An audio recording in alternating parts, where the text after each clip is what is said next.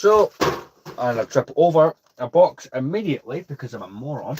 But welcome to Lila for X episode 85. You know, when I was heading home like an hour and a half ago, it probably would have been smart, to announce it on the community tag. So I've been active on there today, but live and let learn.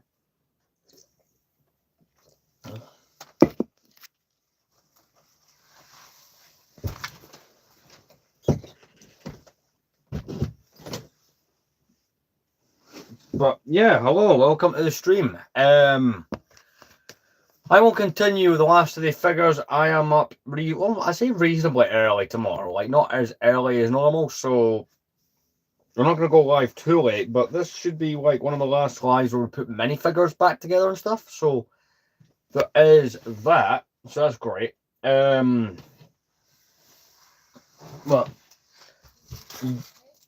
yeah, that's pretty much it. Listen, I'll be back in 1 second and we'll get on with it, but yeah.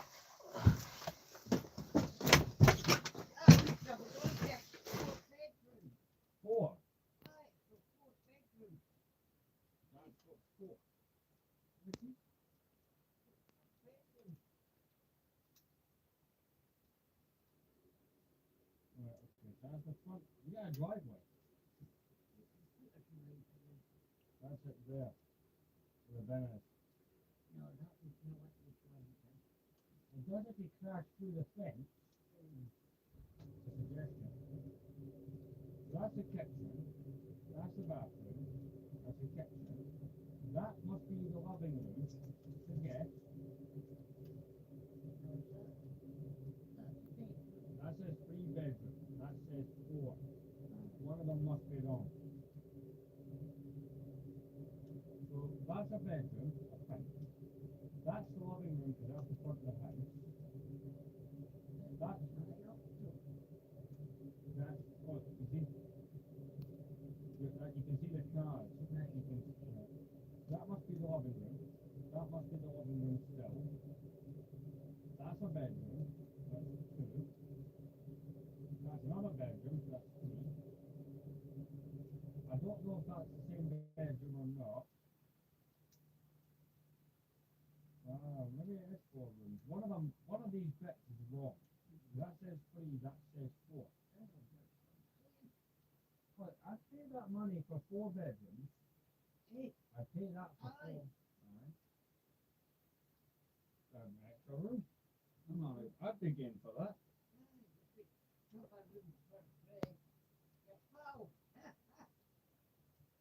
I put snacks all over the floor. You can have your misses, but I'm going to put bear tracks on the floor.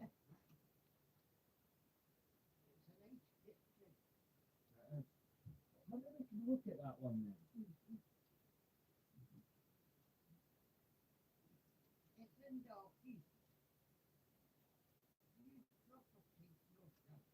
Alright.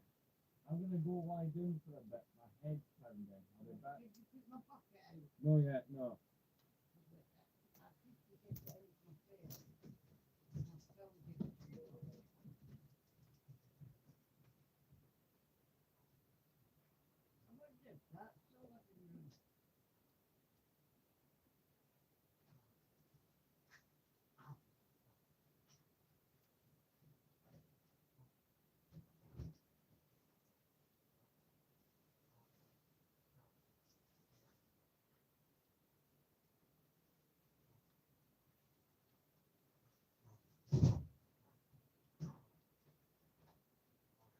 Oh, Cole, you're watching Observing again.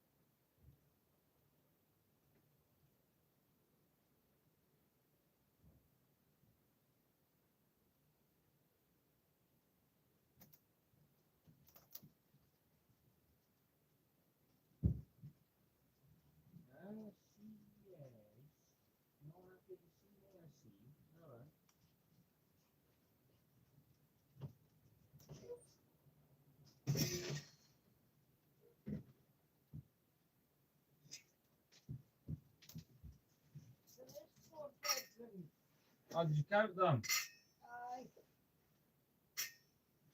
on the ground floor. Ah. And it could use a bedroom, which could alternatively be a dining room or a home office. Me and you will just end up filling it with crap. Me and you would just fill it with nonsense. It's in down the hole. Is that good or bad? I don't know what that is. It's a bad bit. I think so. I've not heard anything good about it. I find some people who say that it's not that bad. So what I've been told it is. There's your floor planning.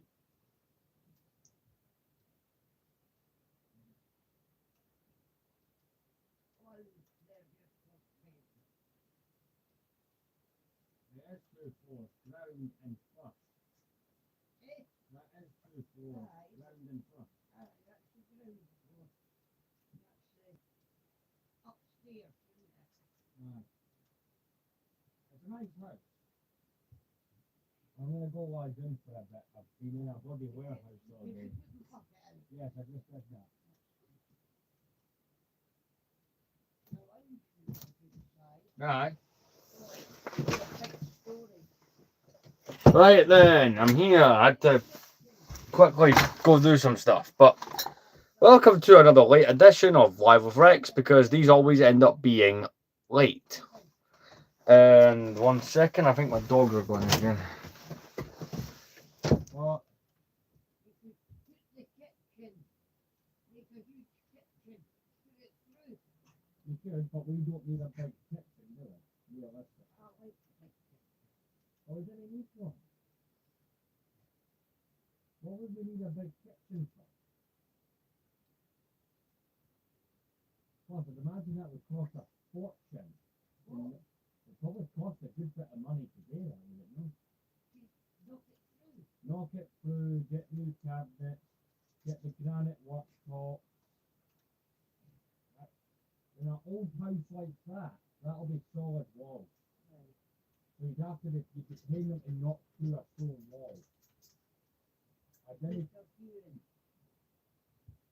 you'd be a couple grand alone just getting the extra bits done. I think that'd be an expensive job. You'd have to look into it, but you could knock through the walls in this for nothing, but a stone wall, it's the equipment is what you pay for with a stone wall. It depends where in the building you get it, whether or not it's a structural wall. Or if there's electric cables, crap like that. You'd have to look up how much it would cost to knock a wall through.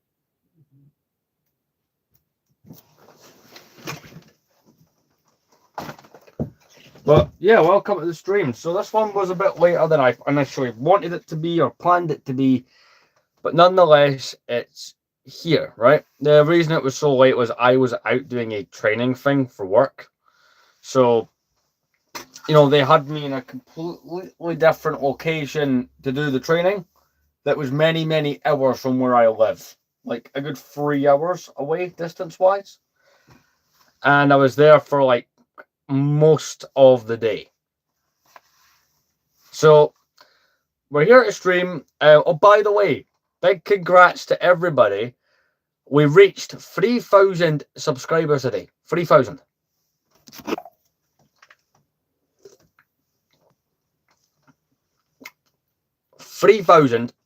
And we didn't just get 3,000, we surpassed that by like 23. So prior to starting this stream, it was 2,023 subscribers. Yeah, it's alright, Potato God.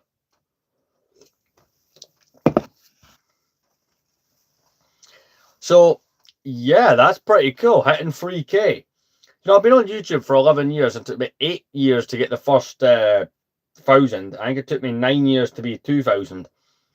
So to get 1,000 subscribers in the course of 3 months, I'm happy. I wonder if we can get to 5,000 by like, anyway, right? It's March. So April, May, June, we could be at 4,000. July, August, I wonder if, okay, there's my goal, right? In the next 6 months, can we get to 5,000 5,000. Why don't we lay off this time? We'll give an exception to this time.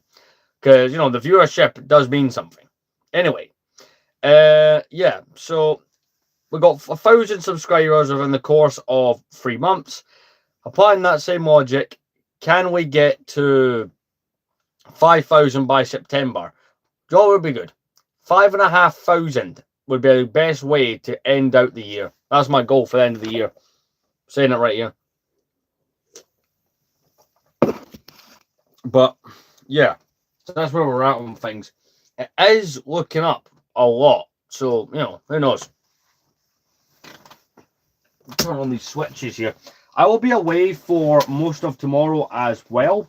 I will be streaming tomorrow. But only for a minute. Don't do the whole 24-hour thing.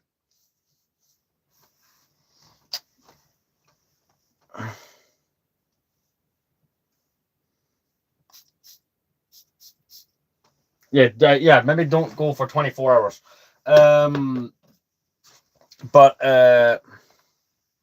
Yeah. I don't collect Hot Wheels. I have thought about it. I'm mostly just a Lego guy. I do have cars, but, you know, they happen to be Lego-related ones.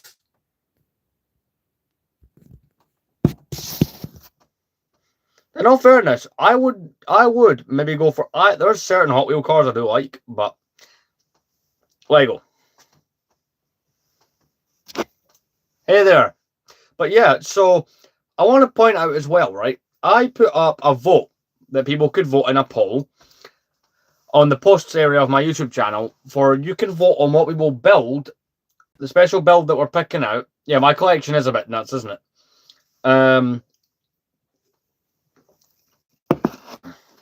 Most of my comments are pointing out that my collection is insanity. Anyway, so I put up a poll, right? And it was to deter, because we are getting close to the 100th stream on this channel. But we'll also just pass 3,000 subscribers. I want to celebrate both at the same time. Granted, you're going to have to wait 15 more streams for us to build it. So it's like another 15 days, but I've not ordered the set yet. I've set a poll. Now, a YouTube poll, you can only have 4 options, otherwise I'd have chucked a few more sets in. So the current options on the poll are Anakin's green Jedi Starfighter from 2012, the Interceptor with like Nute Gunray and the Mustafar platforms, which is a pretty cool set. We have the 2010 Boba Fett Slave 1. We got the 2007 TIE Crawler, that TIE Fighter tank thing from Legends. And we've also got going the 2005 Sandcrawler. So currently the 2 winning sets are the Slave 1 and I think it's the Interceptor, then it's the Slave 1, then it's the Sandcrawler, then the TIE Crawler. TIE Crawler's doing the poorest out of them all. I'm kind of surprised. Then again, a lot of people don't seem to have an appreciation for the TIE Crawler. I think it's a cool and unique set. I'm just prepping the place. I had to buy new earphones on was out. That was a frustration. I hate when I have to do that. But normally I can make like wireless earphones last a couple of years, so still not too much of a biggie. But yeah, I want to thank you very much for getting me to 3,000, because I'll admit the channel did take a long time to get there, but I was 12 when this YouTube channel started, so I wasn't able to put a lot of effort into it the first couple of years.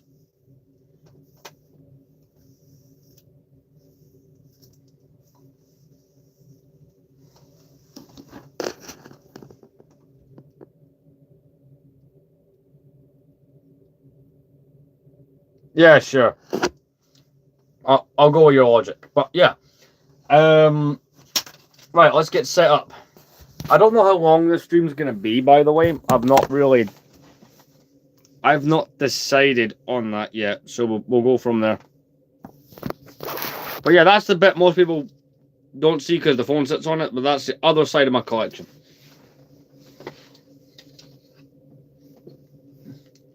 I've not done any shorts today, so I will try and get one out before the day is done. I like to get those out regularly. there is currently like 2 videos that are in editing, which you will also get to see soon enough. Oh, God, right, okay.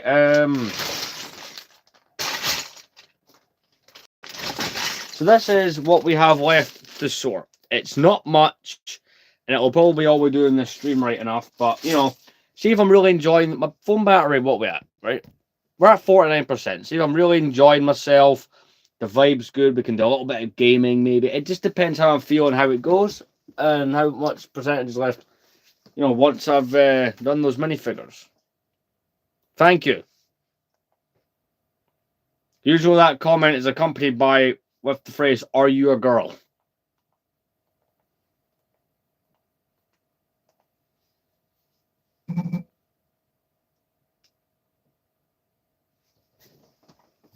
One second.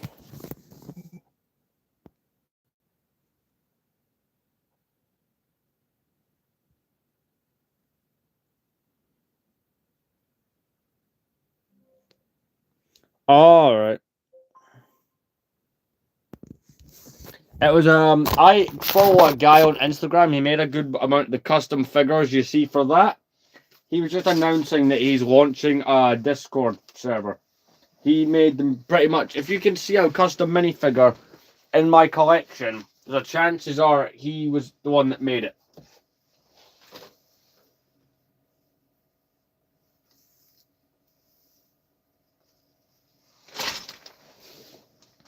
So yeah.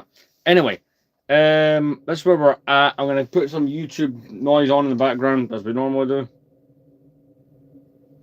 If the controller will play ball.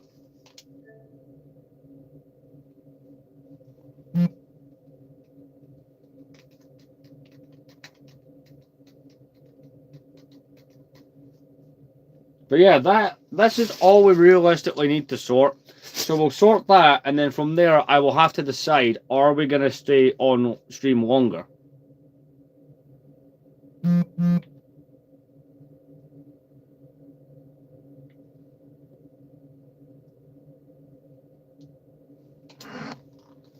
I'll put a bit of Jago Hazard on in the background. Sponsored by my footage of stations that aren't in London. Well, it's not really. I just wanted to use the footage. Now, as you probably worked out almost immediately, I'm a big... Alright, let's get started on those minifigures, because I want to get stuck into these so I don't have to do them. I can never have too many trains. But even I have to admit that our network in Britain is far from perfect. Decades of running. So, my original Lego collection started in 2008, and I had to just due to personal and life circumstances, I had to start again in 2015. So I've been a Lego Star Wars fan for 18 years, but this collection is 11 years of collecting. I still remember the winter's night I spent in Reading because the train from Newbury was 20 minutes late and I missed the final connection. The trauma lingers on. My journey back from Cornwall a few days ago at the time of making this video was held... Right, let's get this file done. I don't think they use the word malfunction, but you know what I mean. Now, to be fair, it's not like other countries are immune to these problems. Certainly I hear my German viewers complain often enough about punctuality on the DB network. I think right, let's get through all these. So the Gamorrean guard doesn't actually have a weapon in the city he comes in, so he's straight back in the box. Are high, like ludicrously high, like Snoop Dogg on Saturday Night high. It's often cheaper. Lando now has his spear, so back in the box. Take a train, and the only thing that stops me from doing so is my intense dislike of airports. Given that a train is far more energy efficient than a plane, and we are the Shadow Trooper from 2007 fixed. It is crazy. See, if I bought the TIE Crawler set, I'd end up with more of these guys. To me, that's a plus, because these are a cool looking minifigure that doesn't get enough attention. Known as delay repay. What that means is that if your train gets held up by more than 15 minutes, you can get compensation. But to be honest, I've always found it a bit of a faff. You have to provide a lot of information to prove that you did in fact buy a ticket and to demonstrate that you were in fact delayed. Then In they'll many fix cases, this it Vader simply by doesn't giving him a feel like it's lightsaber. worth the effort, especially if the compensation only amounts to a couple of quid. Compounding matters is the fact that different operators do things differently. If one were conspiracy minded, What one year is might this Vader? speculate that this 2008. It doesn't have pupils. although it should be noted that if things are too easy, fraudsters can take advantage to falsely claim compensation for tickets they didn't even buy. The Office of Rail and Road recently issued a report stating that things were too complicated. Captain Jag from that passengers were getting 2010 the short is end of the fixed. stick, not just So when it this came to must go to ticket the other refunds, clone pilot who but is in when here buying somewhere. tickets and even when caught fare dodging. I don't know. I feel like as an influencer type person, I shouldn't be speaking positively about fare dodging. The other clone pilot from that being set. made is that because the ticketing system is unnecessarily complicated, people can mistakenly end up paying the wrong fares and therefore technically be fare dodgers, even though they had every intention of paying the correct fare. And therefore the recommendation is that the ticketing system should be easier to understand. Well, that's not a new complaint, and I'm certainly not going to object to it. I myself have narrowly avoided being caught out by ticket complexity in the past. There we go. Although in Phase my 2 clone experience, how fixed. seriously Back it in the gets taken box. depends on the Alright, we're getting temperament through of this the at ticket reasonable inspector. rate. Having met a few Tatooine ticket Luke is inspectors off fixed. duty, He's going back they in. generally want a quiet life as much as you or I do. The present system This of buying helmet goes tickets to this online is clone that here. We every just need to get operator in has a their own blaster. website and app, and at the risk of sounding like the proverbial old man yelling at cloud, I'm kind of tired of everything needing Clone its own Sergeant app. My phone is fixed. lousy with different apps. It's unnecessary to buy a ticket for a particular operator from that particular operator, but that's not something that's obvious if you're new to online booking. To make things worse, if you buy a ticket through a third party, Fixed. such as Trainline, you can't apply for delay repay via that third party. You have to go through the actual train operator, which I guess is the second party? I don't know.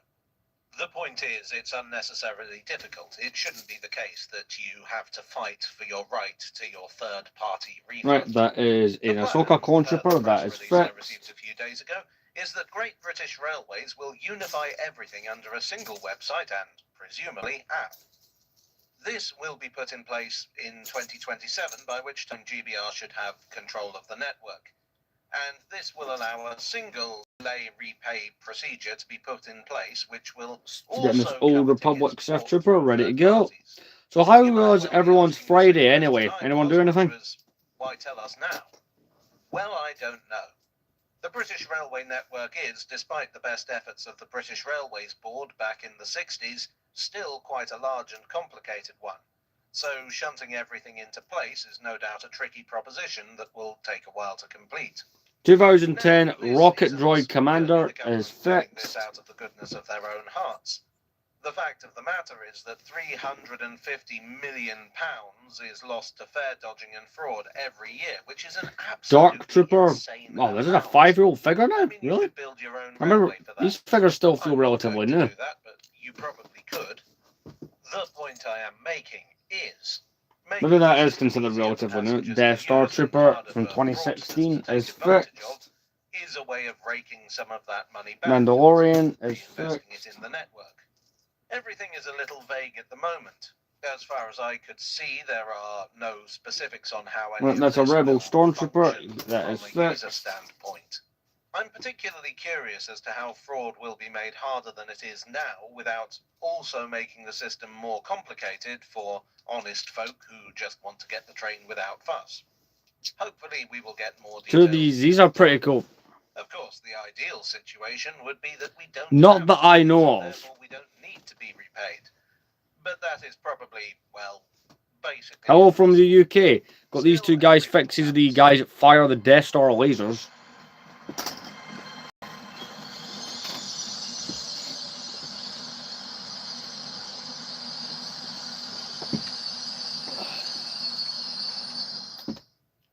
Well, I do hope you enjoyed today's video. If you did, please do leave a like and... Yeah, I'd listen to that guy, man. More news on the railways and plenty of olds as well. I would like as ever to thank my donors on Ko-fi, on Patreon. So the blue and one, on if I remember YouTube for correctly, your is generous called a support. lieutenant. You are the If you rebate know of my the devotion. 2013 like Thanks different also color to the Department controversies, for what the hell I'm on Transport about. for keeping me in the loop on this. You're from Much South appreciated. Africa, nice. In a couple of days' time, I've got rather a long video coming out, which I hope you enjoy, and I hope to see you again for that. Cheerio.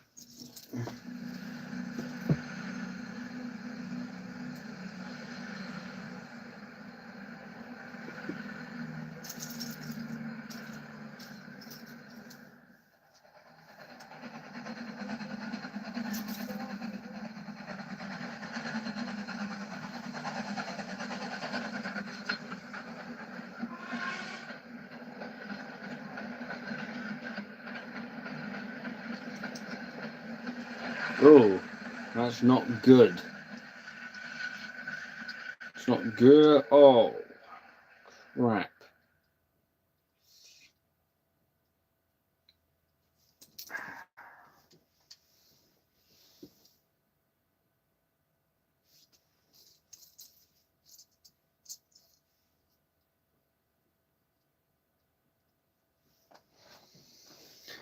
There is one or two particular minifigures I'm going to have to quickly scan the inside of this for, but I think I may have chucked, yeah, I've chucked some figures in here without thinking. Crap.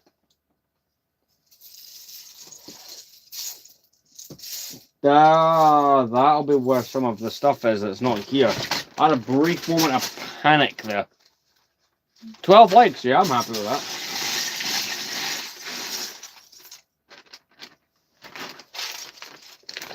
We're going to quickly check that bag for some stuff. If not, I'm going to have the fun of having to look in some really annoying places to find some stuff.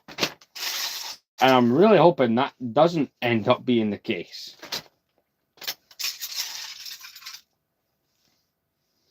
Plus, there's a particular minifigure I've just noticed isn't here, and it's an expensive figure, so I'm going to have to panic check in a bunch of places. I don't like that.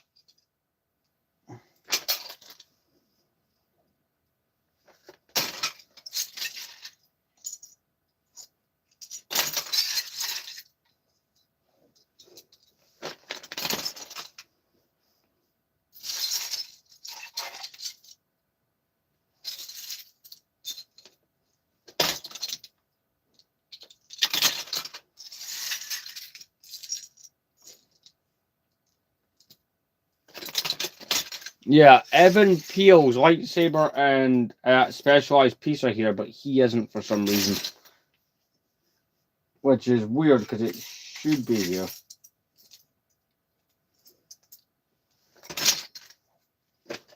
I'm trying to think where else he might be.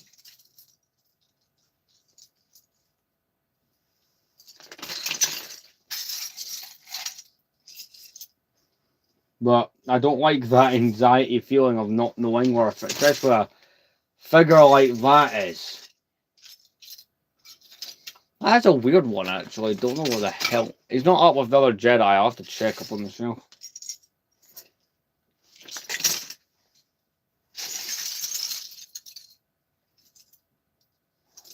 Because I do see that I have mistakenly put some minifigures in here that I maybe shouldn't have. I put a Clone Gunner and an Ewok in here, so I'm just double checking to cover myself, but I am slightly going, oh crap, in the back of my head.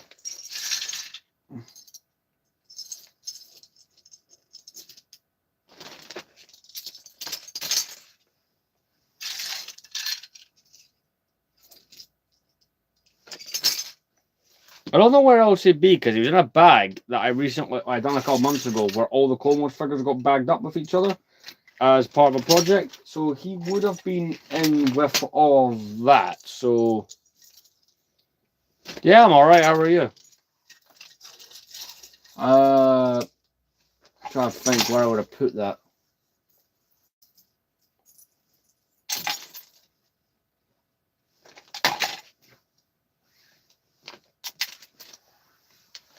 It's because I've spotted his horns and headpiece, so I'm now wondering.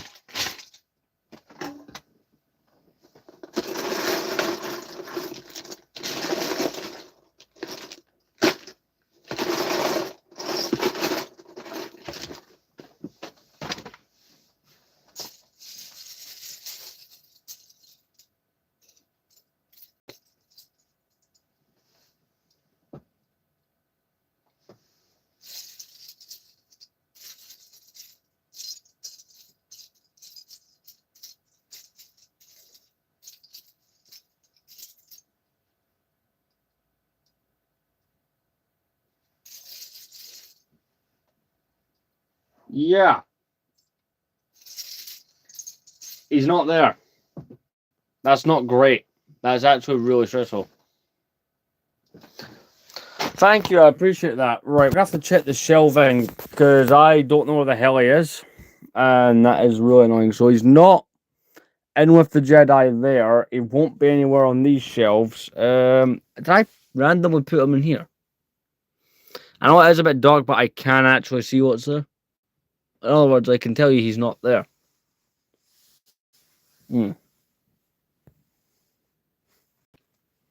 That is a really stressful thing, losing a figure like that. It's Evan Peel from 2012 appears to have went missing.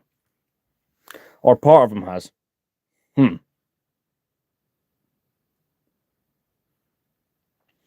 I am thinking right, we're gonna try something.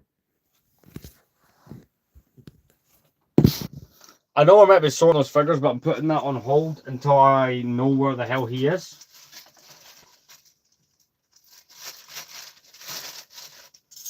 Like, if a Lego figure I don't want to misplace, I mean, granted it'd be worse to misplace my Cloud City Boba Fett, but I don't want to have to go buy, and because I'm doing a project that I've got working on for 2028 to have all Clone Wars figures. So, like, here's 20 years of Clone Wars related figures. I'd rather not have to go purchase ones I know I already have. So I'm gonna look in a couple of places for him.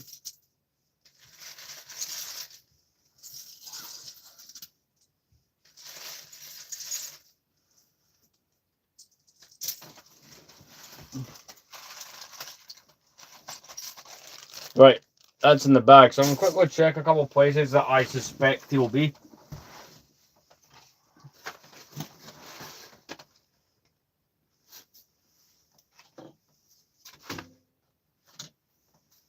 I should have a torch to look in there.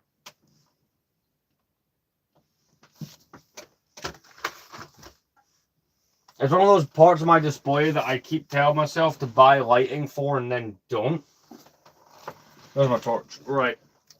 In case he fell down here when we were doing all that moving stuff.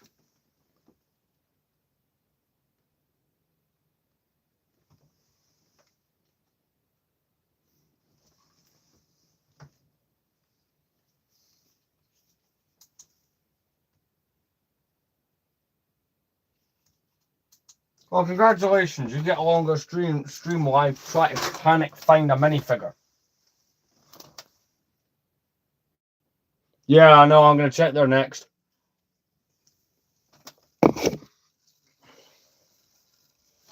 It's weird because I do have his other parts in here, so he must have made it in his lightsaber and stuff in here, so he must have made it into that box. Like, at the very damn least, he made it into the box.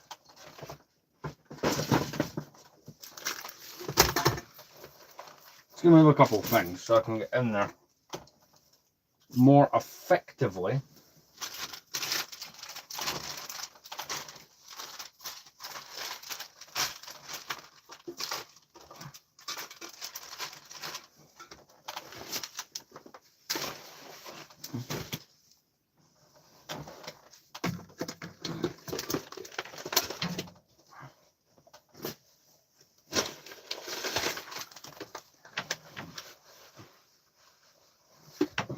So while that box was on the floor for that little while, it did occasionally get bumped into and I had to pick it up once or twice. So I'm just going to have a look along the floor for the guy. I'm not going to take the camera with me because that would just make it more of a pain.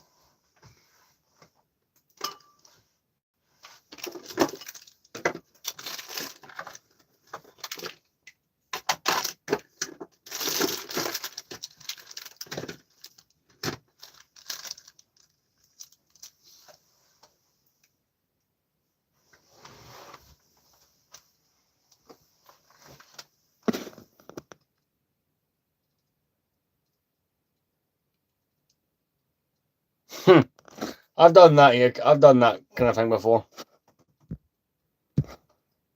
Well, it looks like you're getting an extension to the stream because I wasn't planning on it being this long, but I thought, you know what?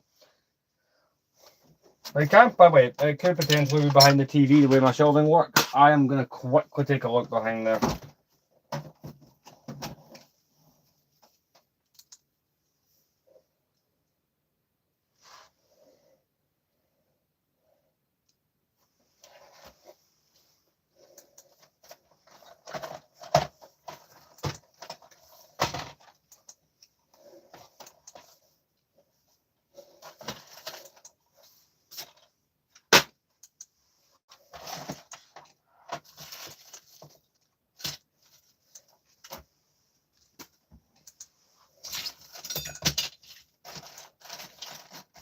I do remember having to pick a bunch of figures up and I put them around this area, so yeah.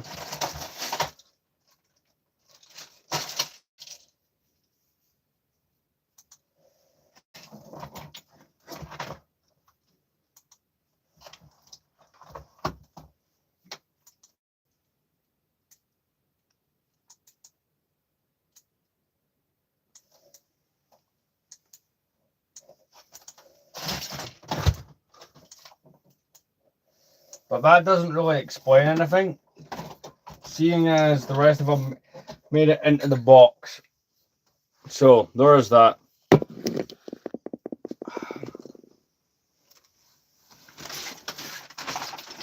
Tell you what, I disconnected something, didn't I?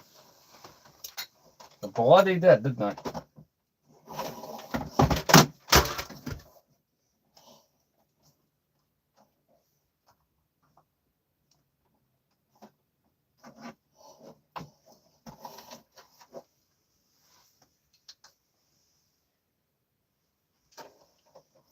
What do you mean weak on no signal? You're plugged in.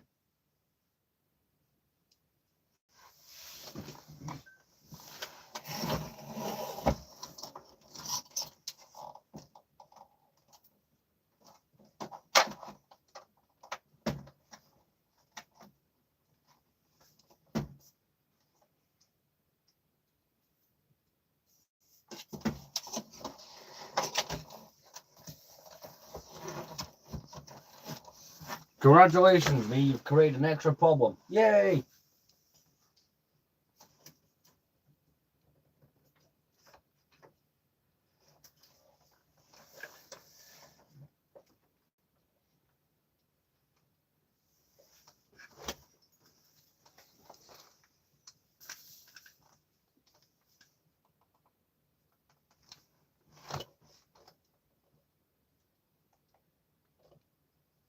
No, that's the AV port for using the PS2.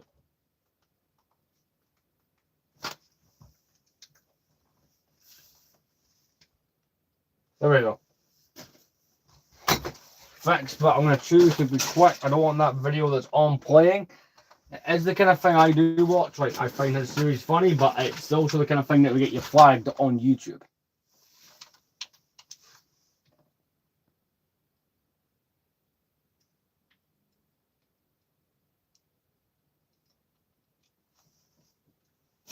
Something people say to me so often, well, sometimes, well, more than once, is that it's a shame that there's no direct change between the Elizabeth line and the Victoria line.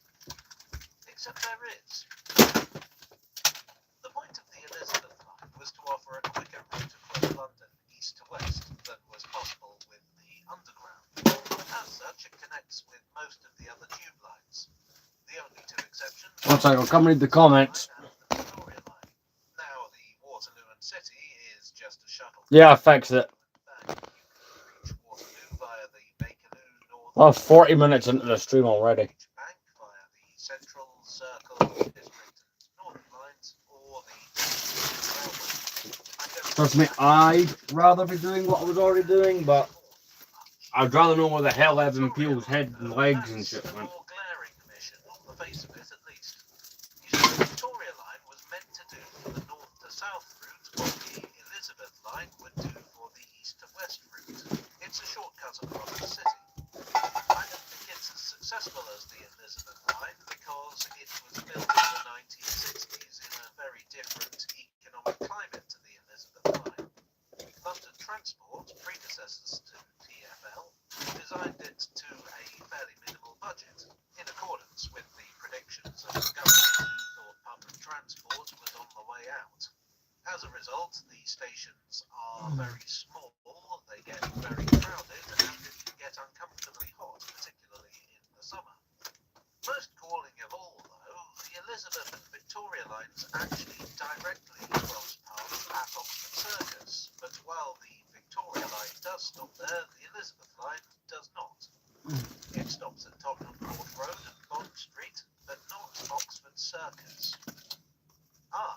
But here there's a twist in the tale. Because you see, there actually is an interchange here. It's not a very obvious one, but it is there. And you can see it when you look at TfL's list of out-of-station interchanges. In London, the railways are very densely packed in, and that means that while there may not be a direct interchange, there might be two stations that are so close together that they are practically... Where did I put the torch? TfL calls them out-of-station interchanges, which means you're charged the same fare as if those two stations were one. So let's say you get a District Line train from Cannon Street to Tower Hill, you leave Tower Hill, you walk the short distance to Fenchurch Street, and you get the train from Fenchurch Street to Limehouse. Your Oyster Yeah, I've done that a lot. will register that as a single journey from Cannon Street to Limehouse, and the people who collect the fare data will be very confused as to why somebody didn't just take the TLR straight from back. This is just an example. So there's a similar deal with Oxford Circus and Bond Street. See, the thing about the Elizabeth line platforms is that they are very long. So long, in fact, that in some places they connect two stations. Farringdon and Barbican, and Liverpool Street and Moorgate are two sets of stations with this curious phenomenon. And in the case of Bond Street, the eastern end of the Elizabeth line platforms is only a short walk from Oxford Circus tube station. It's only about 200 metres or 220 yards between the Regent Street exit at Oxford Circus and the Hanover Square exit at Bond Street. It seems counterintuitive to say that Oxford Circus and Bond Street are an interchange, particularly given that they're two separate stations on the Central line.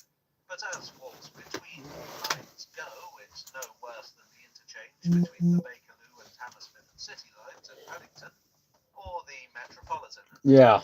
St Pancras. So, there is an interchange, just not an obvious one. The Elizabeth line skips Oxford Circus, the logical place for a true interchange, because if they We're gonna check here. This will be a thing that now consumes my time and attention, trying to figure out what the hell's happened to him.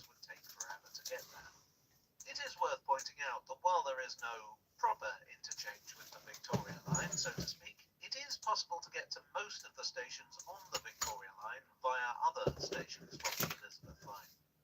The southern end is mostly the exception. Pimlico is only on the Victoria line, Victoria needs a circuitous ride around the Circus line from Leicester, and Bristol can be reached via the Victoria line, which is don't connect to the Elizabeth line. But in truth, all the interchanges are more difficult than that secret one at Oxford Circus. Well, I do hope you enjoyed this disconnected tale from the tube. If so, it would be very kind of you to leave a like, and it would make me pleased as punch if you'd subscribe. Done so.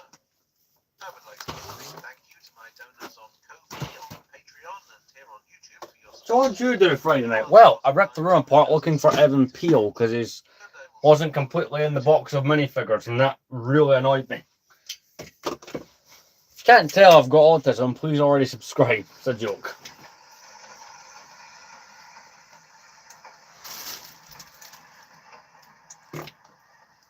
And yes, I appear to have just farted. So I actually have a better torch lying around. I'm going to get the other one. So I suspect one of the times I've accidentally kicked that box and picked it all up is flown under a shelf. It's one of those things I'd rather be sure of, but what percentage are we at? Yeah. Think of it as extended stream time. Hey,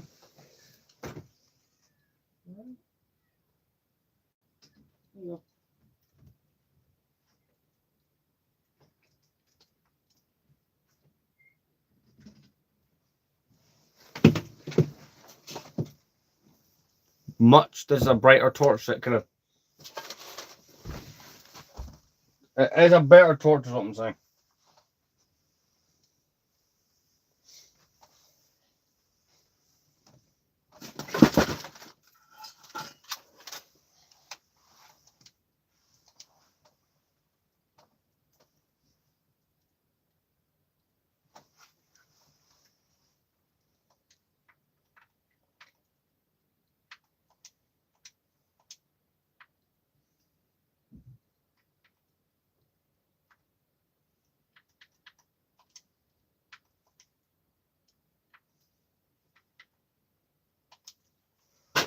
Today's video is sponsored by Saley, don't you know? Hello all, I'm back in Brussels and today I thought I'd like to talk about an interesting little railway, or rather, an interesting big railway. This is the Gare Centrale, or Brussels Central Station. I'm probably going to mostly use the English names in this video. Right, I've got the better torch so I can seek him out. It's just there's certain figures in my collection I'd rather not. Like, I can deal with a random stormtrooper being not really knowing where it is, but this is kind of a different case. Station interiors I have ever seen. It is a triumph of modernism. Yet this entire station only dates back to 1952, a last gasp of the golden age of 20th century station design. Who could possibly object to this? Well, the reason it exists is to serve the north-south connection, a main line right through the city. I mean, I didn't find him, but I found Newt Gunray and Yoda. Also tore it apart. Sorry, Newt Gunray and R2-D2. Why the hell did I say Yoda? Brussels, or indeed anywhere else. Yes, I deliberately misquoted myself for the sake of that transition. You'd do well to check out this video's sponsor, Saley. See, when I'm Haha, very funny. to be able to get online, roaming charges are absolutely Well, my cat's talking at me. I don't want to have to dart from Wi-Fi hotspot to Wi-Fi hotspot every time I need What? to check my email. I fed you 2 minutes ago. Saley saves me all that bother. It's an eSIM that allows you to get all the data you need when you're abroad. At an Right, awesome okay, we're going to price. continue our search. It works on any phone with eSIM functionality, whether you're on iOS or Android. What you do is, you download the app, select your data plan, Saley will connect you once you reach your destination, and that's it. You're sorted for data. Alright, okay, we're going to check. 100 destinations served, There's one specific place I've thought of that we need to really look. including regional or global plans. Even better, viewers of this channel can get 15% off their data plans. Go to saley.com/Jago and enter the code Jago at checkout. Or use the link in the description below or this QR code. Now you're connected, let's return to the north-south connection. So what's the north-south Right, so it's, connection? I'd imagine it would be found. I do keep like instruction manuals and stuff on this bottom shelf, or under it would be the better word. So With Brussels Midi or Brussels South Station, this one here. There are 2 other stations en route. a whole bunch of stuff I forgot I had in the here. But these see very few trains and are pretty. I'm now finding things that me and my friend put under here. One might convincingly Initially, when I was moving the furniture around and I just had to put things in kind of temporary places. But, you know, they say it's temporary, but it ends up becoming permanent kind of deals. The busiest railway tunnel in the world. Like many cities, the coming of the railways to Brussels was a complicated issue. Naturally, you want your railway as close to the centre of town as possible, but of course that involves a lot of demolition. That's always going to meet with powerful opposition. And so Brussels ended up with 2 major railway termini, north and south, on opposite sides of the city centre, the area known as the Pentagon. This made interchange difficult. Passengers faced a journey of nearly 2 miles or 3 kilometres across town. Ah, There alright, was okay. a single-track railway between the 2, but it went around the outside of the centre and was not suited for heavy traffic. London had faced similar problems and in 1863 solved the problem See what we by got. inventing an underground railway.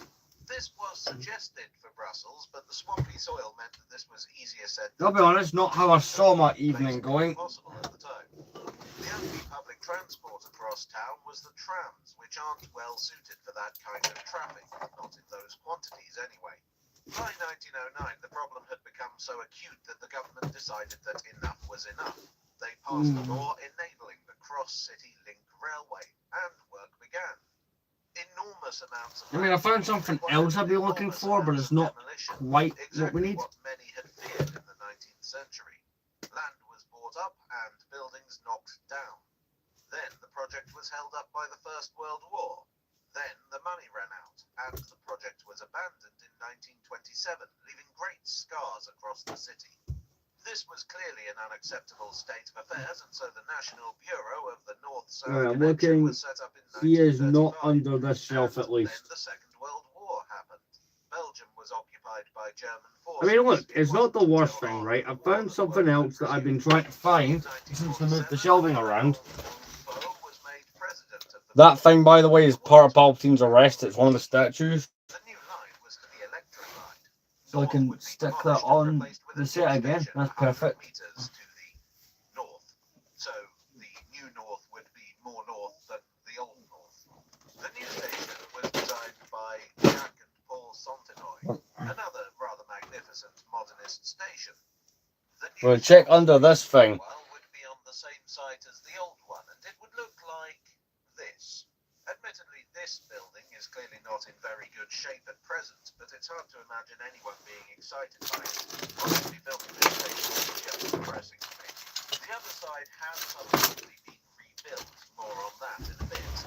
Chapel and I'm not going to put that stuff back yet, commuter stations, but the real jewel in the crown was because I've got an idea. designed by legendary Belgian architect Victor Horta. Horta was brought on board as early as 1910, and all I'll say is that his patience must have been as legendary as his architecture. Actually, he passed away before his great work was completed. The actual platforms are located underground, which no doubt was a major reason why electrification was preferred. On the 5th of October 1952, at last, the long-awaited connection was opened. A key route for intercity trains, commuter trains, and even international trains. And in terms of doing what it set out to do, it was a success. Central became the busiest. What I'll do is I'm going to station in revamp my Belgium, storage South following close behind. while I'm doing this. It kind of just makes a bit of sense. But this wasn't just about trains and stations. This was part of a concerted effort to rebuild and regenerate Belgium. Not just to wage a war, but to turn the country into an economic powerhouse. Brussels was to be one of the business capitals of the world. Yes, the railway was part of that, but so too were roads, office blocks, and the redistribution of housing. The coming of the World's Fair in 1958 was a part of it too. But there was no overall plan. Demolition of the old city went far beyond. I will be back in a second. You will be able to see me. I'm just having to be a bit nuts with this in order to find what I'm trying to find. Much of the beautiful traditional architecture was lost forever. Industry was run down in favor of more abstract commerce. A new derogatory term entered the lexicon of town Oh, planners. right, okay. Brusselization, poorly thought out modernization. The city would become a case study in how not to do it. Despite being one of the most important cities in Europe, there's still a strong sense that it doesn't live up to its potential, and the mass destruction of the Well, North-South there's something else I've been looking for. The Bridge of the Malevolence has been relocated. That it had a psychological effect on residents, creating a sort of urban-wide sense of low self-esteem. I can't comment on that myself, of course. The word I hear used to describe the connection is a scar. Certainly it's made the city cautious about major construction projects in subsequent decades. For instance, one of the reasons Brussels has a relatively small metro network is because of the fear of damage caused by tunnelling. Still, the railway remains an essential part of the European rail network, so much so that South was chosen for Belgium's Eurostar terminus. To make way for this, part of the North-South link station was demolished in 1992 and replaced with this. Well, the benefit is this is answering some questions I've been wondering about where things are. More dynamic than what's on the other side. 1988 saw the opening of a second north-south rail connection, this time in the form of a pre-metro or tram tunnel, which now forms part of routes 4 and 10. This is a big reason for the redundancy. Like the instructions for the landing craft are down here. So the legacy of the They railway is shouldn't a be, but complicated they were one. where the Was it a success? Evan Peel was at one From a point, so national or European perspective, that gives me like hope that it's down here. From a local perspective, well, the answer isn't so simple.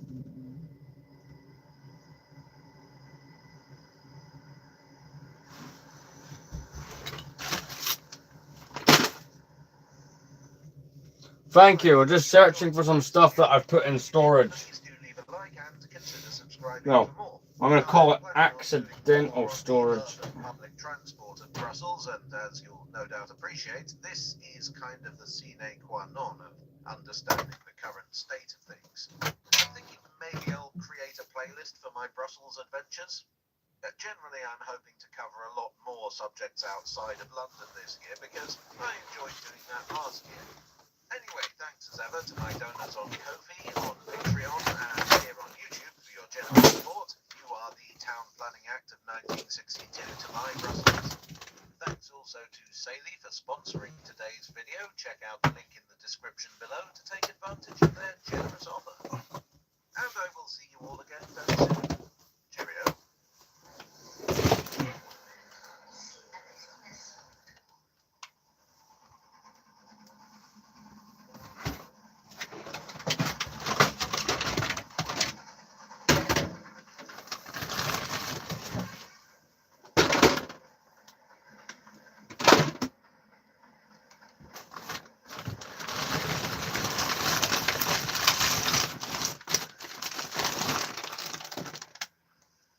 See, it turns out the minifigure was in like the most obvious place. I'll be so mad.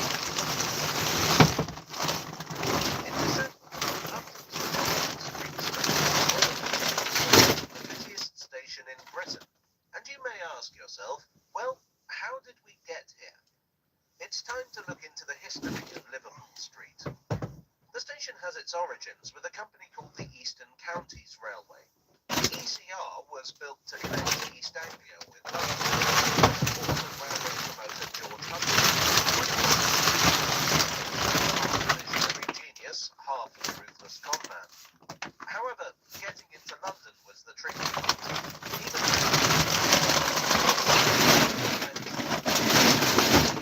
they gave up. They terminated their railway in Shoreditch. The station was here. You can still see the ruins. Now, Shoreditch today is a very popular sort of place, but back then it was anything but. The area had high levels of poverty and crime. If you were a passenger, it was not an inviting place to walk. But I appreciate that comment. Thank you. to get into the city of London proper, nor were there many buses willing to venture out there. Nor was it a good place to unload goods. Right, I pulled all that stuff out. We're going to have a look. I'm getting really annoyed though. The ECR desperately wanted something closer to the centre of town. In fact, from 1845 they were actively seeking a new site. One possibility had been raised. The City of London solicitor... This is not comfortable if you can see what I'm doing. But you know, for my own dignity, the camera can't. This would have been approximately where City Thameslink is now, perhaps a little more. Unfortunately for Hudson, Pearson and Co., landowners in the City of London were worried that railways would end up carving the centre of town up. In 1846, the Royal Commission on Metropolitan Railway Termini recommended no further railways in central London, which put the kibosh on Farringdon. Charles Pearson didn't give up, and eventually he would propose an underground railway, which, well, I'm sure you know how that turned out. Perhaps cutting their losses. The hell is this guy? You don't know either. Had Shoreditch renamed to Bishopsgate, which was a somewhat misleading name that did not reflect the station's location. The station was not only inconveniently located, but it was small. The ECR shared it with the Northern and Eastern Railway, and as traffic increased, it was clear that more space would be needed. Trains were held up as they awaited their platforms. The station was rebuilt between 1848 and 1849, but this was only a stopgap. So too was sharing the London and Blackwall Railway's terminus at Fenchurch Street. In That addition, is concerning. many of the East Anglian railways All were that stuff still moved, company with the and East we've not Anglia found it. domination. Right, there's one or two more ways I can do this, and then I'm gonna have to start putting stuff One of their first back priorities in, was the you know, Bishopsgate pretty much the correct One places. possibility raised was to share a But with that, I'm station also going to take this opportunity to redo some storage. Screw However, it. this was to be a joint venture between the North London Railway and the London and North Western Railway, and it seems unlikely that they could have accommodated a third company with the level Plus, of despite traffic. my busy day, I'm not that In any tired, case, so the North London yeah. had no interest in sharing, and the negotiations failed. So the Great Eastern proposed 3 dedicated stations. One was at Walter Street, one was at Finsbury Circus, and one was at Liverpool Street. Well, if you're watching It's not going to be in this box because the chances of that are basically zero, but let's have a look in here. Yeah, because this box has been under there pretty much for the last, what, nearly 6 months? The area served by the Great Eastern didn't have much by way of heavy industry, and heavy industry, particularly mineral traffic, was what made the railways rich. By contrast, the Great Eastern had a lot of meandering lines serving largely agricultural areas. But land in London was expensive, really expensive, so raising the money took years. The other problem was geographical. The line into Bishopsgate was on a viaduct, but for whatever reason, the general manager of the Great Eastern, Samuel Swarbrick, pushed for a station below ground level. It's not I am finding other figures that I didn't realise had gotten misplaced, but I ain't finding the one I actually am looking for. Steep incline at the start of every journey from Liverpool Street. Possibly the idea was that eventually it would be able to connect with the Metropolitan Railway. Certainly some of the objections to other station proposals were that they couldn't do that. To get from Shoreditch to Liverpool Street would mean ploughing through some of the worst, most crowded slums in London. The Great Eastern were keen to break this, a good thing for the benefit of the poor. However, just to help their consciences along, the Act of Parliament insisted that they provide cheap workmen's trains to the suburbs and provide compensation for those made homeless. 450 tenement buildings would be demolished and 7,000 people displaced. The arrangement worked well enough for some, but for many the compensation wasn't enough to enable them to move to the suburbs. Instead, they were crammed into the remaining slums.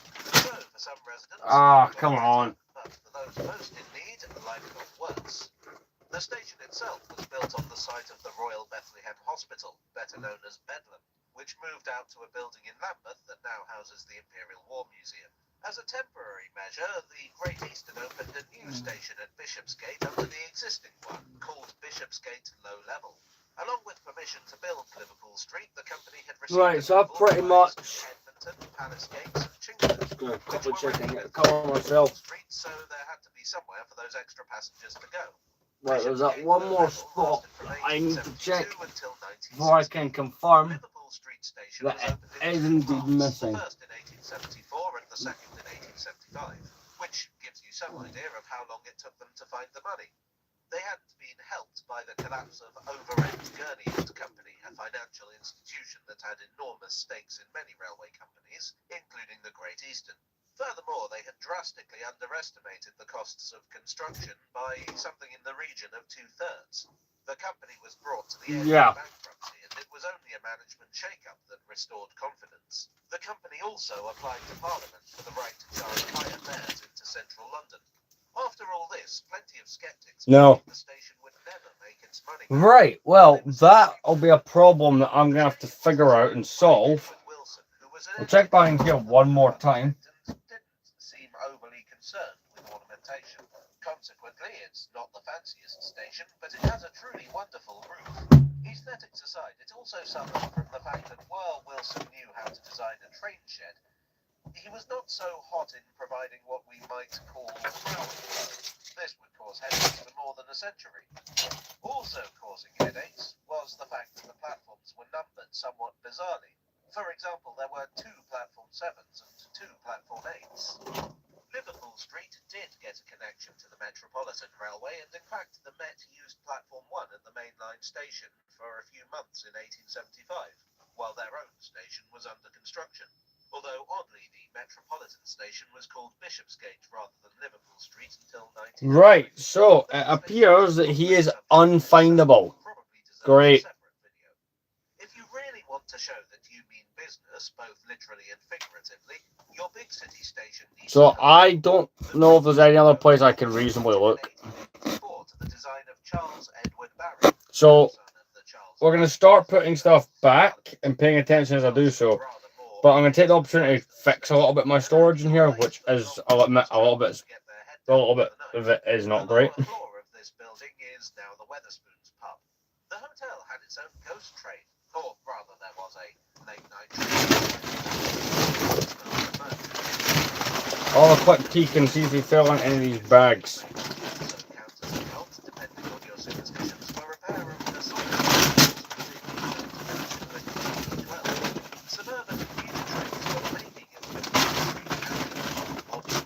Nah, but, well, it's not in that one, but worth a look. But hey, look, this is all to your benefit. You get a longer stream.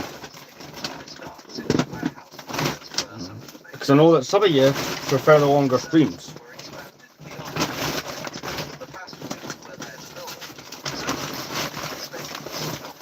15 likes, thank you.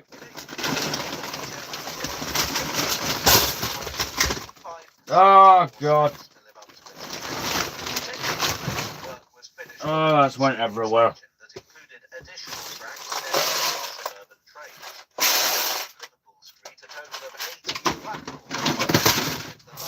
Right, now I've got to clean up some bricks. In 1897, all-night train services to Walthamstow were introduced, and staff nicknamed passengers burglars. By 1907, Liverpool Street was seeing 851 passenger trains a day, and by 1912, around 1,000. The cheap trains did have their disadvantages. For one thing, the morning trains ran very early, often considerably earlier than the businesses their passengers worked at. So the commuters would linger in the station, perhaps having a bite to eat as they did so. This often consisted of herrings that they would cook in the waiting room, stinking the place out and defending the sensibilities of the returning. Actually, snobbery was one of the big obstacles in the way of extending the hours for working trains. The wealthy folk of Victorian London did not like the idea of sharing the station with the so-called lower orders. If I might just return to the contract. I'll put this box somewhere smart so that I don't do that again. They put the company architect W.N. Ashby in charge. However, they did run into a bit of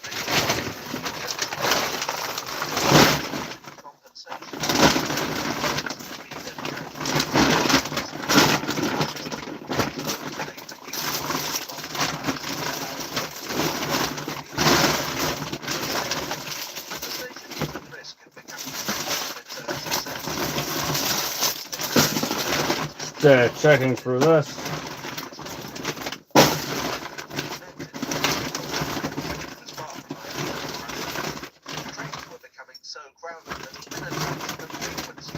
Nah.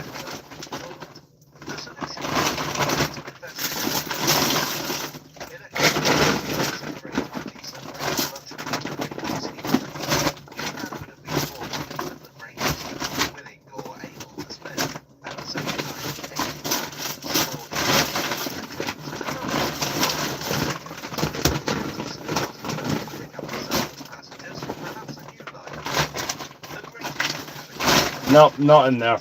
Oh well.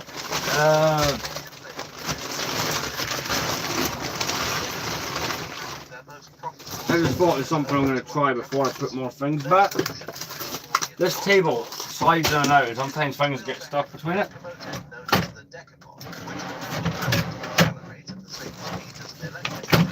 Frankly, it wasn't a very good engine. It was too powerful for existing rolling stock and too heavy for existing bridges. But it was. Right, we'll get the torch out and have a look. To quash plans for tube lines competing with the Great Eastern. That's the other part of my life launches bridge that I'm looking for. Make it to Liverpool Street in the form of the Central London Railway. can put that back together, but I'd have to sort of set out, so I'm not doing that anytime soon. As it gave Liverpool Street a link all the way to the western No. suburbs of the city at Shepherd's Bush. The Great I wonder where the hell you've once went. again the concept of electrification, even giving serious thought to the idea of a tube line of their own from Liverpool Street to Goodmayes. But this didn't get any further with the concept. Of course, commuters weren't all that Liverpool Street handled. From the 1890s, the Great Eastern were very proud of their luxurious boat trains to Harwich, which meant that passengers could buy a ticket from Liverpool Street to So the rest of the stream will be putting things back. That's pretty much it. 29%, so we'll probably go to like an hour and a half, but I do plan to be efficient time-wise and not take that long.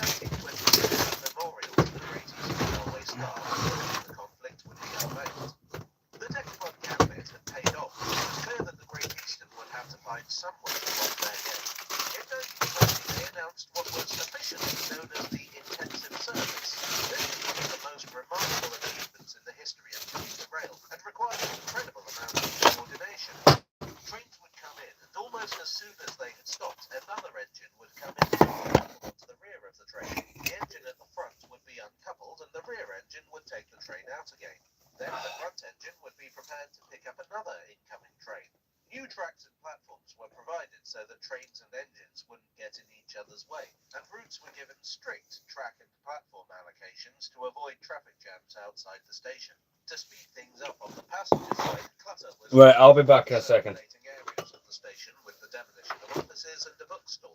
Carriages were painted with colour-coded stripes to indicate where the train was going and where the different classes of compartment were.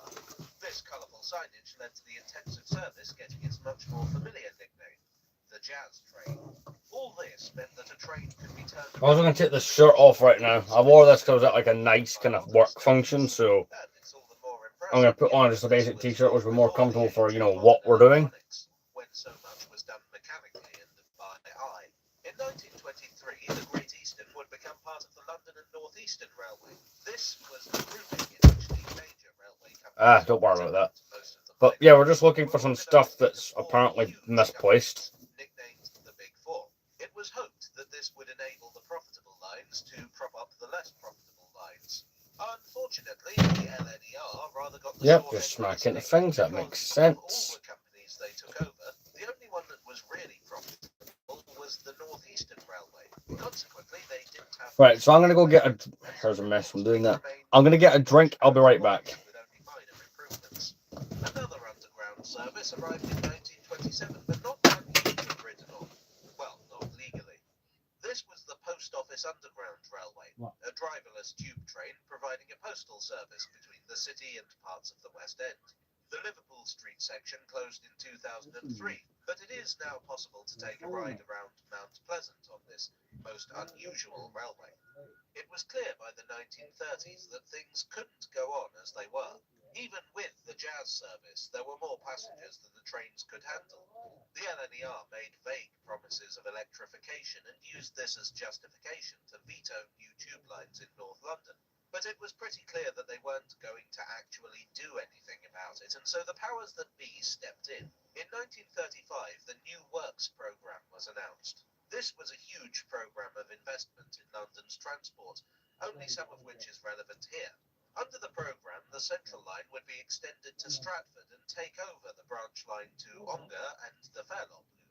The government would also supply necessary loans for the LNER to electrify the line to Shenfield.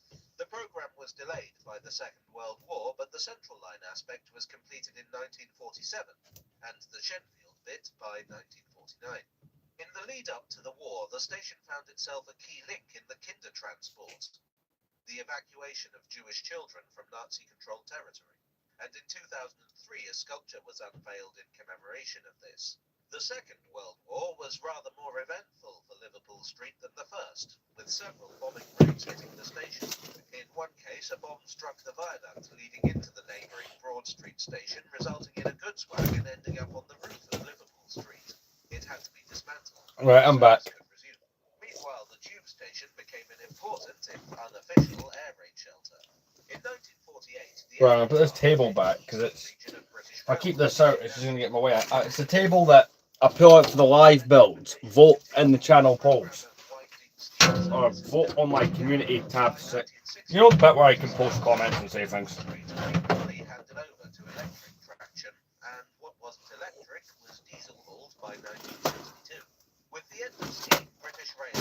Right, so I'm just going to pack all this stuff back up and then we'll end the stream. But despite investments, the nationalised railway network was expected to make savings wherever it could, and the old railways in East Anglia that had once been operated by the Great Eastern and its constituent companies were proven back at the behest of Dr. Beeching. Back in London, British Rail had big and controversial plans for Liverpool Street that were announced in 1973. While there had been improvements over the years, the fact was that it was not ideal at a basic structural level. Therefore, the station was to be demolished, as was Broad Street next door, and the two stations moved to a completely rebuilt, completely below ground station. Office blocks on top of the site would make the station pay. But the development faced strong opposition, led by the poet Sir John Benjamin. Also opposing were students of University College London, the London Borough of Hackney, and the Greater London Council, who argued that in addition to the architectural damage, the new plan involved a lot of office space for an economically uncertain time, and no housing. UCL put forward a more heritage-friendly alternative. In the face of all this, and following a 1977 inquiry, BR had to return to the drawing board. The reworked plan involved restoring and extending the train shed to the south. right, just going to get right started and just get things put away. This compromise version was approved, and work began in 1985. However, Broad Street was to be the sacrificial lamb, closing down in 1986 and being replaced with the Broadgate complex. A junction with the old North London line was built, allowing the Broad Street trains to run into Liverpool Street, which is an ironic reversal of the Great Eastern's 1862 proposal to share Broad Street. In 1991, the new Liverpool Street station was complete. On the 24th of April 1993, the station would once again suffer bomb damage as a result of the Bishopsgate bombing by the IRA. This caused major damage to surrounding buildings, including Liverpool Street. There were 44 injuries and 1 death. Between 1994 and 1997, Get some of these Lego boxes in smarter places as well. So I've not been able to get those done really.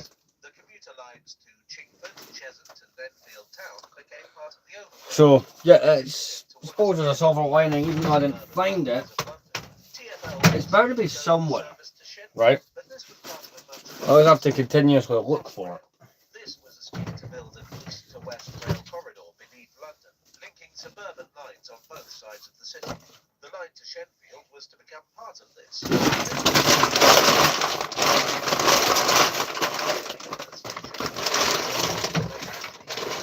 Connection to Moorgate, the next station along the Metropolitan.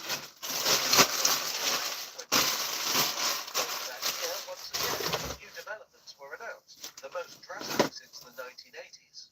This was a plan to once again put an office block on Liverpool Street, and once again this was opposed by heritage activists, who argued once again that it would be damaging to the historic structure, including demolition of the historic roof, and that it's hard to build office blocks at a time of economic uncertainty.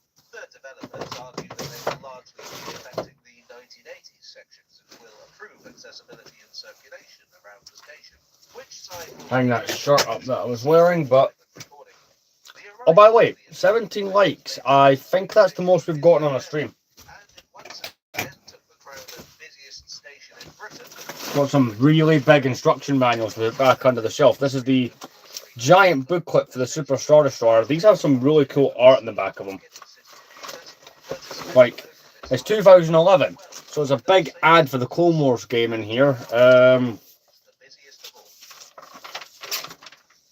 well as the other 2 UCS sets that were available at the time, or 2 of the other ones, the Shuttle and the Starfighter.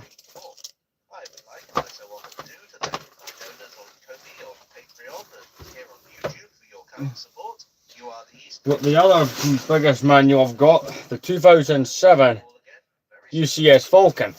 The back of this one, just a big ad for 2007 stuff. I mean, there's a big ad for the motorised walking 8080 in here. It's not a set that I own, but knowing me, probably. Oh yeah, it's a big ad for the 2007 sets. Some pretty damn cool sets in here, to be fair. The ADHD distraction over. Let's get that under. This video was brought to you by my loyal viewers. Watch today and you can participate in choosing what video comes to the channel next. Link in the description. 78 years ago, in 1945, Apparently, this is what we're watching. published a book called The Three Railway Engines.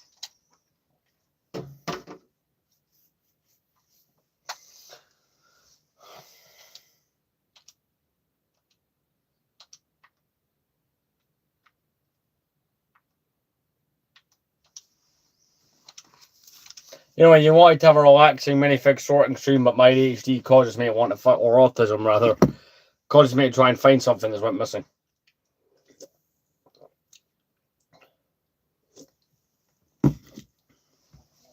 You see, it won't be inside any of the sets. I know that off the top of my head.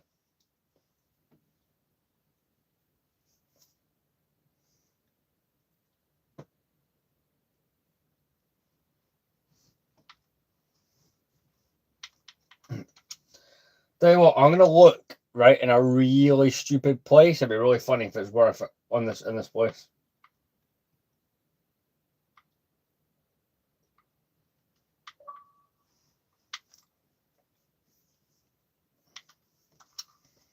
Something I like to do is play with Google Earth. It has this fun little trick. If you go into the settings, you can turn on the history. PS2 games are gonna throw there. Different years. For instance, let's look at this bit of the City of London. Now let's look at it in 1945. Oh look, an entire railway station that's completely disappeared.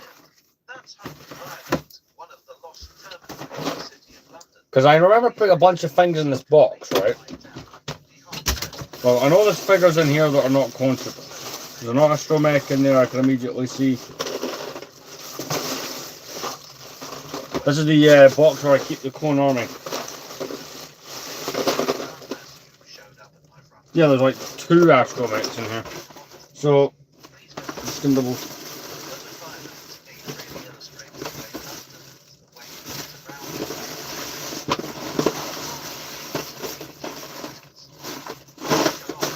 No, but we're going to check the rest of that shelf because I have had things fall onto that shelf previously, so, you know, be smart to check. These were built wherever the railway company could afford to build them.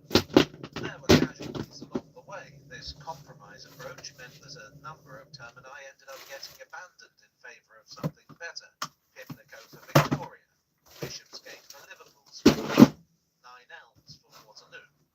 Not all of these existed in the 1840s, but there were enough to make the Member of Parliament, Charles Pearson, consider a better way of doing things.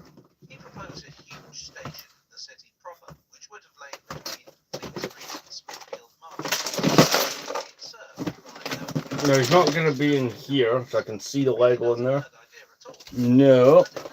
And the reason is that while Pearson was a very civic-minded fellow, there were a lot of people in London who didn't see things the same way. They feared London being carved up by railway viaducts. And so, in 1846, the Royal Commission on Metropolitan Railway Termini decreed that there could be no more railway termini in central London, north of the river at least. So that was the end of that. New termini would have to be built either south of the river, like Waterloo, or north of Parliament Road, like King's Cross and St Pancras. No, what's in here? He came up with a new idea. Instead of building a railway on a viaduct, why not build it underground, where it wouldn't disturb anyone? This railway, the Metropolitan Railway, would connect the major termini to the north of London and would open in 1840.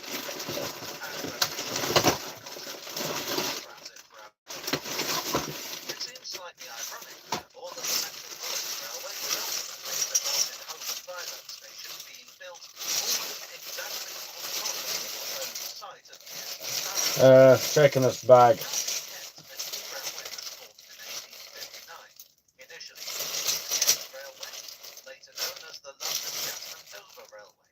This was formed by a bunch of business people who were annoyed with the South Eastern Railway. No, but I do need to keep that bag out for some stuff that I'm doing. Tried to squash this competition, where That's part for the X-Wing review that I need to keep out.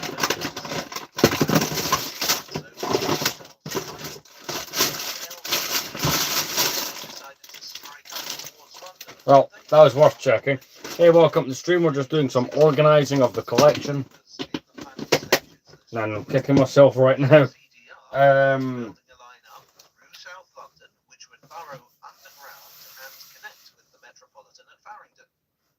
Nah.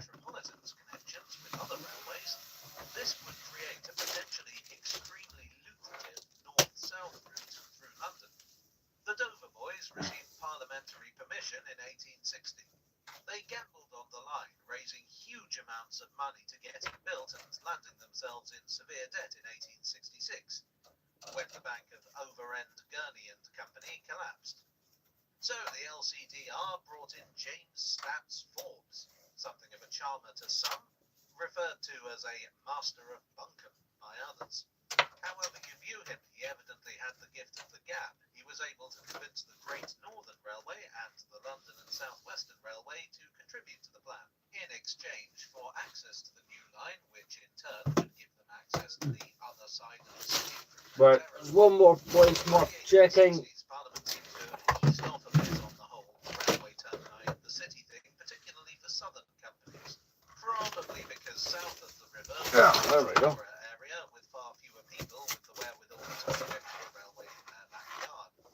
What the LCDR wanted was a terminus of their own. It was generally a good idea not to be too reliant on other companies because you never knew when you might fall out with someone. Holborn Viaduct was the ultimate result of this, but it would take them a couple of tries to get there. First, there was a station called Blackfriars Bridge, which opened here in 1864.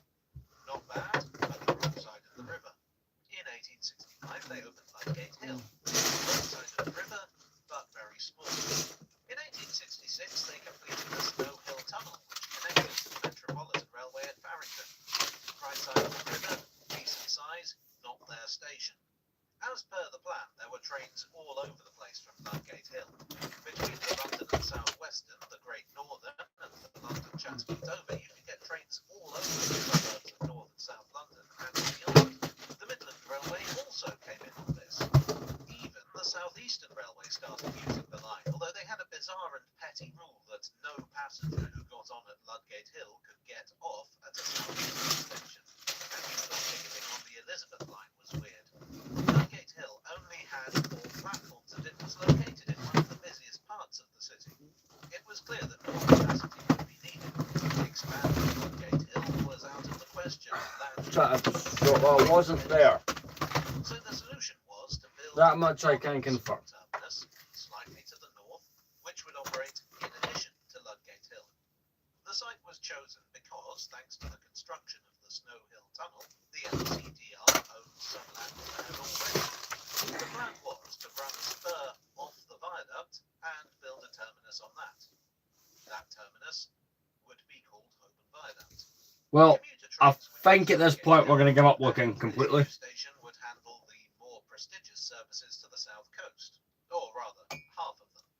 Since 1860, the LCDR I've definitely not just randomly opted to chuck on the shelf without actual fixing it, have I? Half the trains, I don't mean one train would go to Victoria and then one train would go to Holborn Viaduct.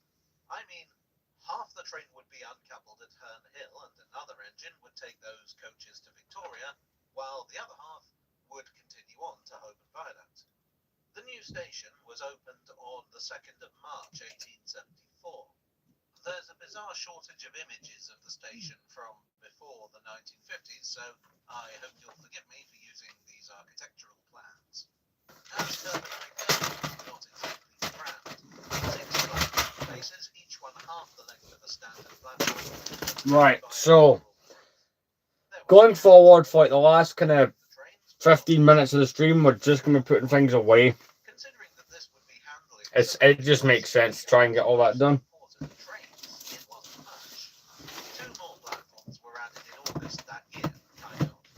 These were built into Snow Hill Tunnel, meaning that commuters could interchange with Holborn Viaduct. But yeah, that it's an unfortunate situation. I don't know where it went. I do have a bunch of cups here that I should probably check just for good measure. We'll do that either today or tomorrow's stream. Tomorrow's stream will probably be not as late as this one started. Well, but closed in 1916, so evidently there's not much in the name. Anyway, Snow Hill was used by commuter trains running onto the Metropolitan Railway. In 1877, Holborn Viaduct gained a hotel designed by Lewis H. Isaacs. Corn Army, we can get that back. Boat trains from the south coast. It made a lot of sense. In 1886, the LCTR opened yet another terminus. It was named St. Paul's, but you know it today as Blackfriars. But essentially, we're just redoing the organ. 18 likes. That is probably the most I've gotten in a live stream, so that's appreciated. Ah, great. No, I spent a while organising that shelf up there. And the vodka's come falling off. Somehow found money to build Holborn Viaduct, but not to upgrade Ludgate Hill. Fortunately for the corporation, That's annoying. unfortunately for the LCDR, change was on the way. The reason I mentioned Blackfriars and its connection to the underground was that the underground would wind up stealing a lot of the LCDR Wow. traffic. From 1890, I'm pretty much redoing the shelving for the most part anyway in some areas, so that's not maybe the worst thing. existing metropolitan and district These are my railways PS2 games. I'm going to put these in the cabinet for now, just so I know what the hell they are when I want them. Motor buses would begin to encroach on the city. Commuters were presented with a whole plethora of options for getting into the city, and many of them decided that the old LCDR wasn't worth it anymore. It was too slow, too expensive, too indirect. In 1899, having never fully recovered from the events of 1866, the LCDR joined forces with its old enemy, the Southeastern Railway, to form the Southeastern and Chatham Railway. By the First World War, the line was suffering. The hotel at Holborn Viaduct was requisitioned by Fixed. the government. After the war, it became the main office of Henley's Wireless Telegraph Works. So much for international glamour. Holborn Viaduct low level, was by far the least used station in the city, so it wasn't much of a... So yeah, we'll be live for like another 10 minutes. How long has live been? An hour, 1 hour and 34 minutes. In 1923, the Southeastern and Chatham would be taken over by the Southern. Despite the fact that we weren't doing anything really that much, that fun, but this live stream took a turn, got midway through. I do appreciate everyone that has shown up and joined in on this one. That has been great, as usual. Could only take 4 coach trains, but the vast majority of commuter trains were 8 coaches. So platforms 4 and 5 were left. Platforms 2 and 3 would remain short, and the lines into them would never be electrified. With St. Paul's and Holborn Viaduct being just a very short walk away, the company closed Ludgate Hill in 1929. But the situation at Holborn Viaduct, the Southern were electrifying more and more of their network, and electrification tended to increase. This so they activated more platforms. By widening an approach bridge, they were able to lengthen platform 1 as well. But this created a really complicated situation. If there were 8 coach trains at all the long platforms, the short platforms were blocked off. Long trains had to use every inch of track to avoid sticking out beyond the edge of the platforms. In 1940, the former hotel was bombed.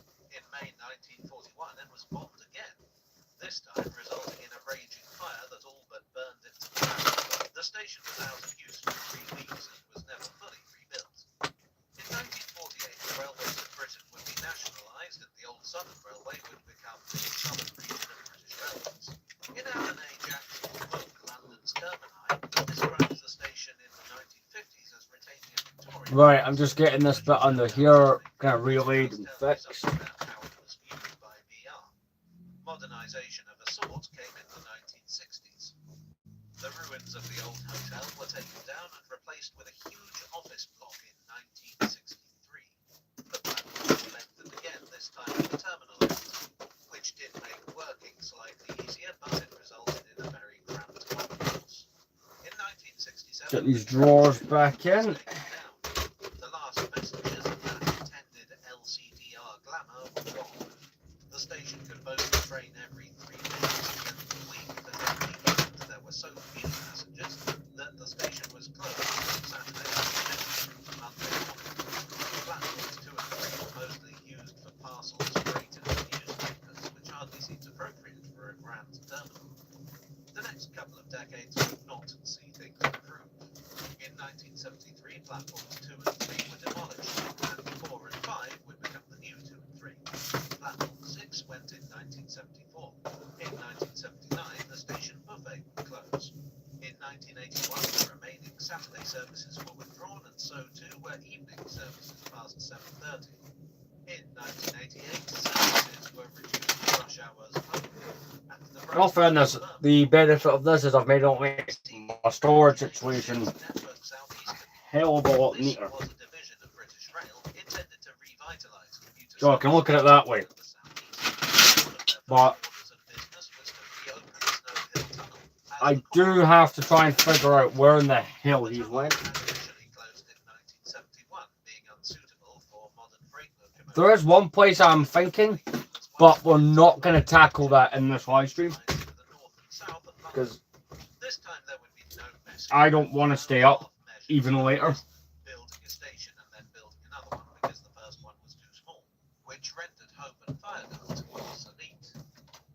In the place of the long-abandoned low-level station, a new station would be built. Initially known as St Paul's Thameslink, but soon renamed City Thameslink. Holborn Viaduct's final bow came on the 29th of January 1990 when the last train departed. Demolition had already begun. Land in the city was so much in demand that demolition contractors could hardly wait to get started. These days, there's very little to see. That being said, there are some ghosts of the old station. This entrance to City Thameslink is in exactly the same place as the 1963 Holborn Viaduct entrance. This building occupies the footprint of the old station, even as trains rumble into the new one beneath our feet. And though City Thameslink is a mighty busy station during the week, it's closed on Sundays. Holborn Viaduct was, let's be Well, honest, for the most part, I've had a look. It can't 19. Do you know what? I appreciate this a lot.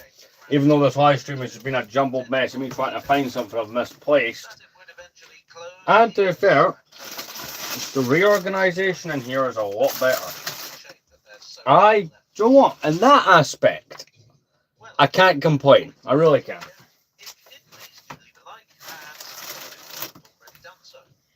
Something I find interesting about Holborn Viaduct is how late it closed. Did you ever use it yourself, and if so, what did you think of it? Were you sad to see it go, or happy to see it replaced? Oh yeah, this box. From that brief period, I tried to do Pirates of the Caribbean content, and I only actually bought 2 of the sets and ended up not even building one of them. By Mick Mitchell, Keith Smith, Leslie Davis, and Philip Davis.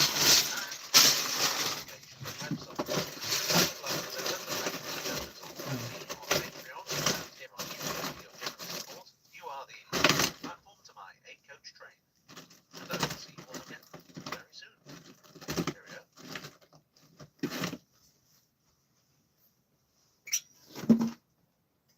So, the other place I was referring to is a bunch of storage under the bed. I find it possible that he slept down there, because sometimes things do. Problem is, mattress would have to come off, slats would have to come off to get access to that, and I'm not doing that this time around.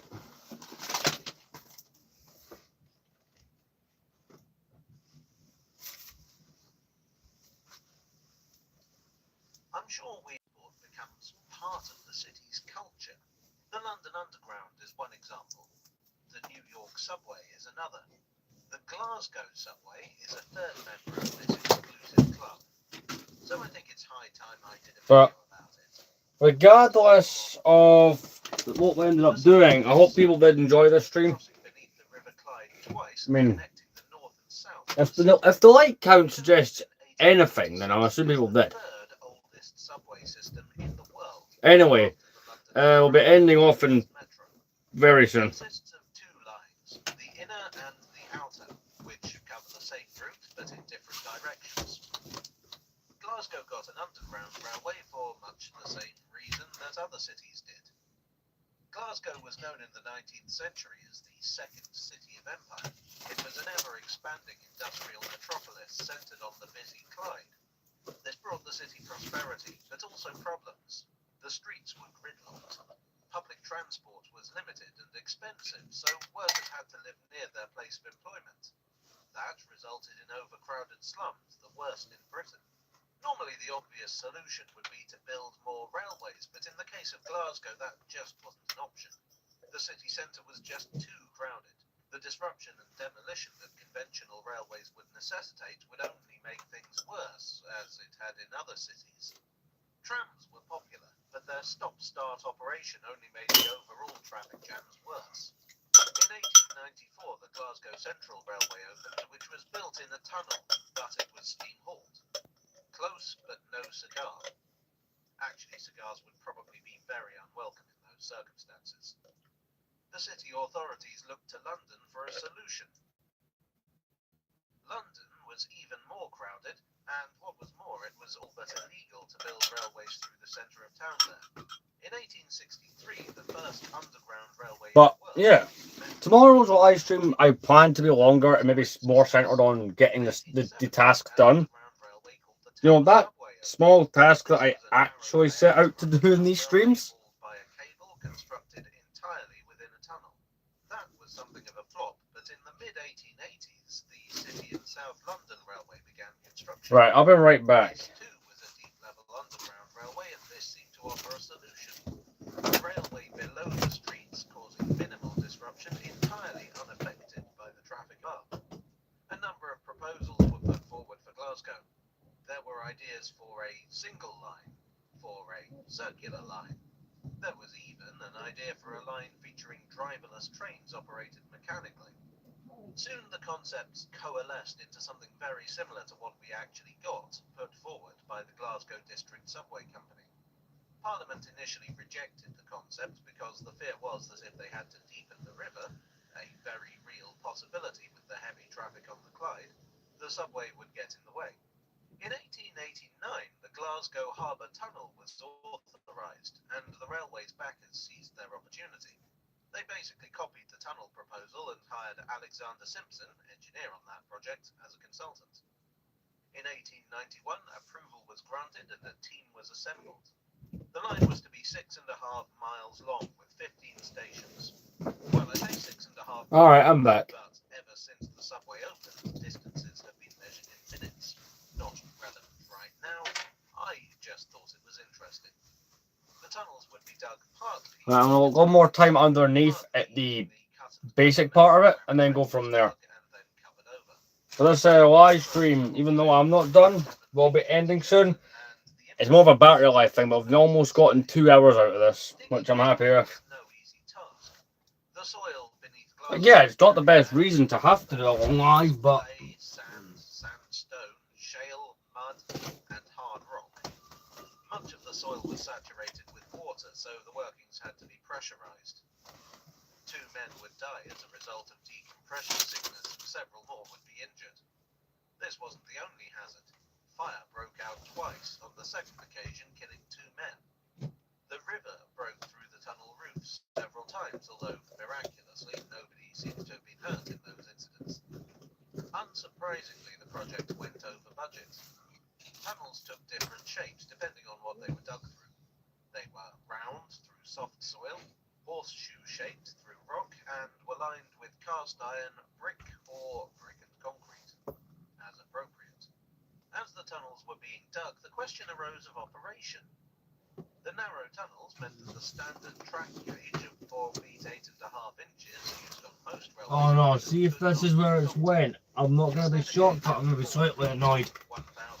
Oh, is it? 1,219 millimeters, if you prefer, was employed. Then there was the question of motive power. Steam locomotives were out of the question, but electric Instead, cable haulage was chosen. A powerhouse was built on Scotland Street that would contain steam engines to wind the cables. This method had a number of advantages. Lightweight, cheaper rails could be used since they didn't have to hold the weight of a locomotive. Since all the trains would be connected to the same cable, it meant that the weight of trains going down gradients could help other trains going up. The trains would use a gripper. This would grab the cable when the train needed to move and disengage when they needed to stop.